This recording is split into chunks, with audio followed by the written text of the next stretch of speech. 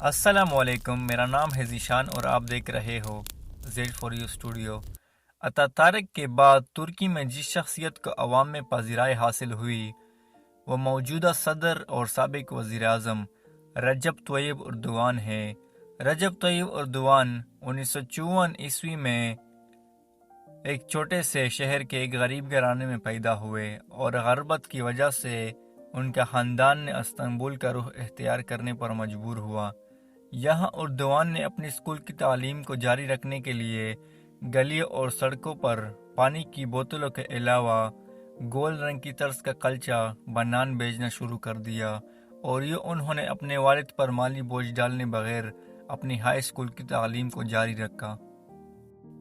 اردوان نے 70 کی دہائی میں جب ملک شدید ترین سیاسی بحران سے گزر رہا تھا اس نے بھی سیاست میں قدم رکھا۔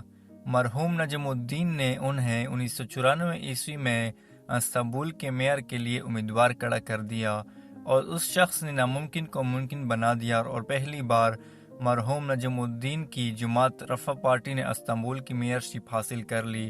اردوان نے اس موقع سے فائدہ اٹھا کر استنبول شہر کا نقشہ ہی بدل کر رکھا۔ انہوں نے بہت ہی کم وقت میں استنبول شہر کو پانی کی فراہمی، نکاسی، آبو اور ٹریفک نظام میں دور رس تبدیلیاں کرتے ہوئے شہر کو مغربی شہر کا روپ عطا کر دیا۔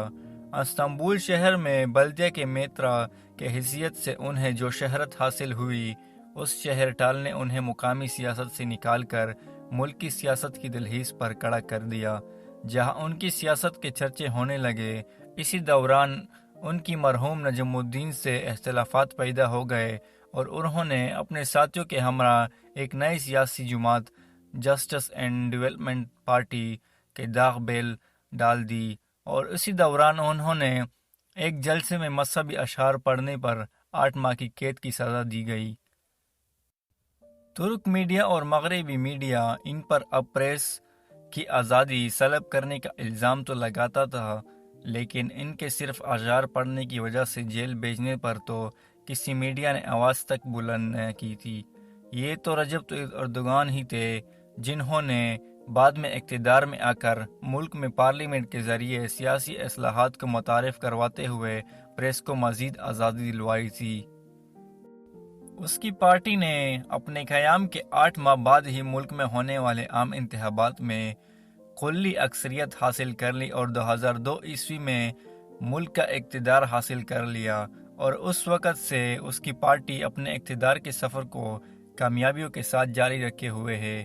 مرد آہن اردوان کا اقتدار حاصل کرنے کا کوئی آسان سفر نہ تھا۔ ان کے راستے میں فوج اور بیوروکریسی نے رکاوٹیں کھڑی کی، اس سلسلے کو جاری رکھا۔ 3 بار ان کی حکومت کا ہتھا بھی اتنے کی کوشش کی گئی، لیکن مرد آہن نے کبھی بھی ہمت نہ ہاری اور کامیابی سے اپنا سفر جاری رکھا۔ اردوان نے اپنے 3 ادوار میں نہ صرف ترکی کا نسل تبدیل کر کے رکھ دیا، بلکہ ترکی جو کہ تیسرے درجے کا ایک ملک کہا جاتا تھا، اس کو دنیا کے اقتصادی قوت بنانے کے ساتھ ساتھ فی کس $1800 آمدنی والے ملک کو $11,000 آمدنی والا ملک بنا دیا۔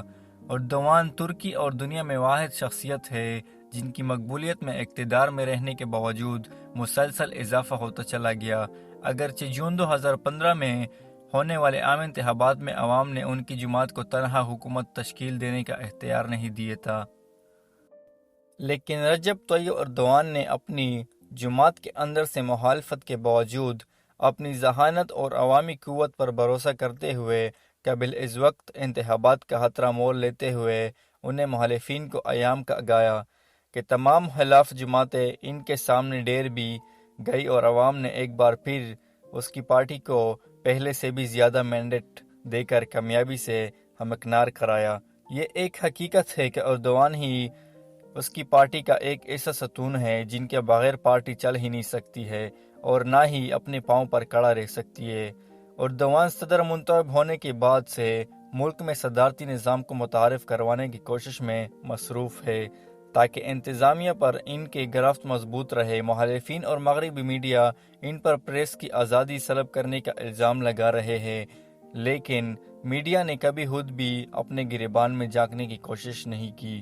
کیا میڈیا نے کبھی اس بات کا اعتراف کیا ہے کہ ایردوان دور سے قبل ملک میں کسی بھی اخبار یا چینل کو نہ ہی پروگرام پیش کرنے کی اجازت دی، بلکہ ہرگز اس دور میں خاموشی اختیار کرنے والا میڈیا اب کیوں شور مچا رہا ہے؟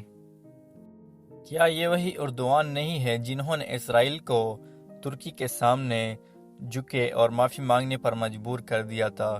کیا آج تک کوئی بھی اسلامی ملک کا سربراہ مغربی ممالک کے سربراہان سے آنکھوں میں آنکھیں ڈال کر اپنی بات منوانے میں کامیاب ہوا ہے؟